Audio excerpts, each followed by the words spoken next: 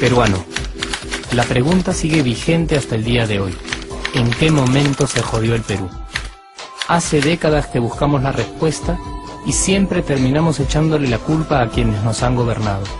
Es más fácil decir que nuestro Perú se hundió por la reforma agraria de Velasco, porque el arquitecto no le dio importancia al terrorismo, por culpa del primer gobierno de Alan y su tren cargado de inflación e inoperancia económica, por culpa del autogolpe, los Vladivideos y la corrupción en el gobierno Fujimori, por culpa de los whiskies y la hora cabana, por culpa de la mayoría de la clase política que gobernó y gobierna el Perú y que sigue viviendo en el escándalo y en la corrupción.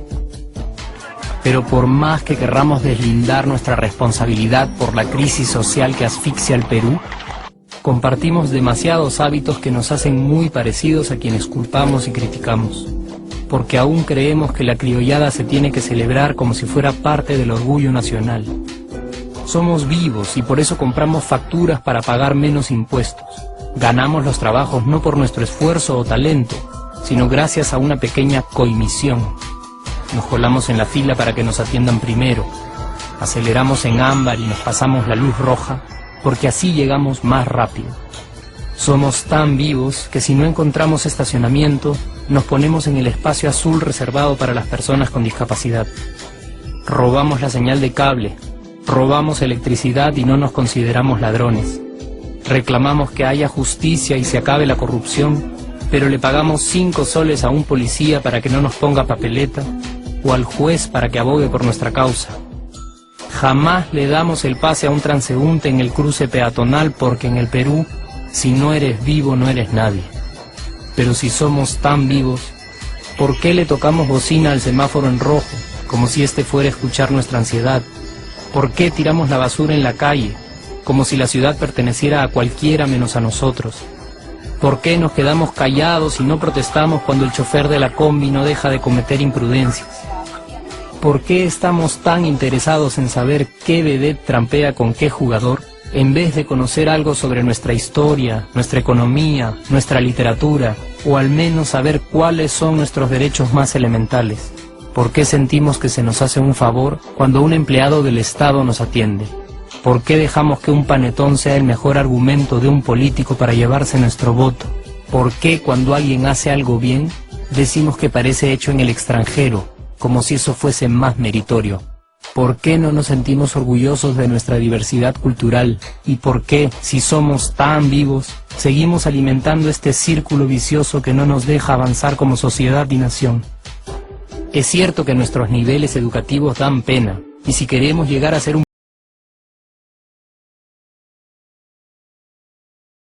maestros, pero ¿de qué nos servirá una buena educación fuera de casa cuando dentro educamos a nuestros hijos dándoles el peor ejemplo?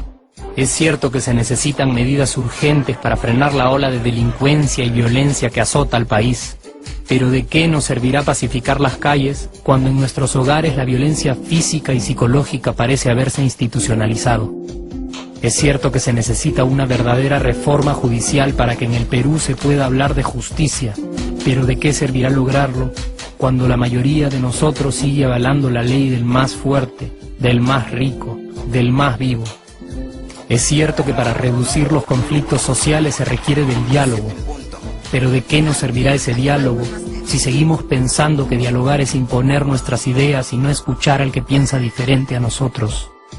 Es cierto que necesitamos mejores leyes de inclusión social y muchísimos más proyectos de integración, pero ¿de qué nos servirán estas leyes y proyectos si hasta el día de hoy la publicidad peruana define nuestros estratos socioeconómicos por el color de la piel y a nadie le parece raro? Si hasta el día de hoy seguimos avergonzándonos de nuestras diferencias o sintiéndonos superiores por estas mismas diferencias. Es cierto, es mucho más fácil echarle la culpa de absolutamente todo a nuestros gobernantes, pero la realidad es que el Perú se hunde en exacta proporción a esa viveza que alimentamos todos día tras día.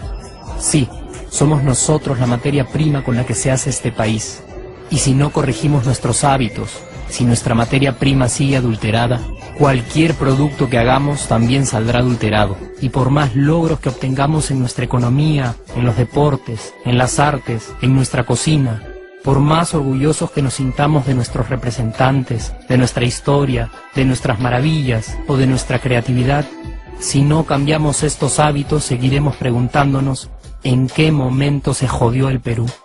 Yo ya estoy harto de esa pregunta.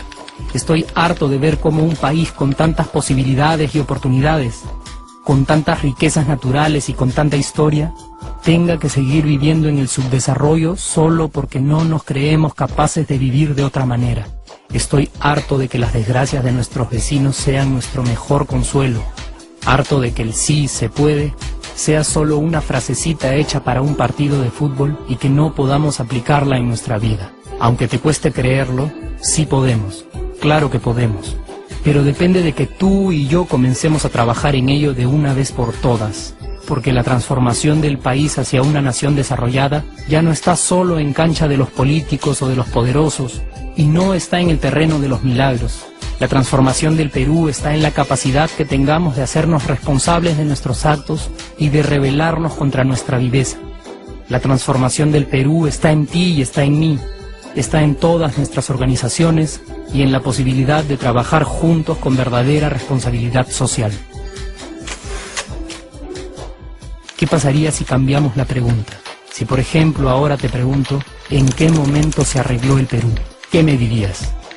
Aunque te parezca una pregunta demasiado ingenua, tenemos que creer en ella, y la respuesta está en nuestras manos.